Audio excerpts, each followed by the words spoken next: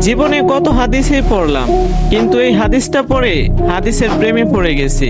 হাদিসটা হচ্ছে, আপনি যখন নিজের ঘরে নীরবে কান্না করেন, আল্লাহ তখন ফেরেশতাদের উদ্দেশ্য করে বলেন, কোন জিনিস আমার এই বান্দার চোখে পানি আনলো? ফেরেশতাগণ বলেন, আপনার বান্দা সুখে নেই, আপনার বান্দা অনেক দিন হাসেনি।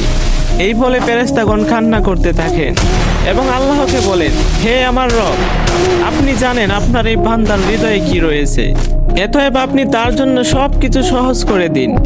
আল্লাহ বলেন, আমার এই বান্দা এমন কিছু জীবন থেকে হারিয়ে ফেলেছে যা সে অধিক ভালোবেসেছিল। অতএব আল্লাহ বলেন, আমি শপথ করছি, আমার বান্দা যা তার জীবন থেকে হারিয়েছে এর চেয়ে উত্তম জিনিস তাকে এনে দিব, যা দেখে দুনিয়া ও আখিরাতে সবাই আশ্চর্য হয়ে যাবে। সুবহানাল্লাহ।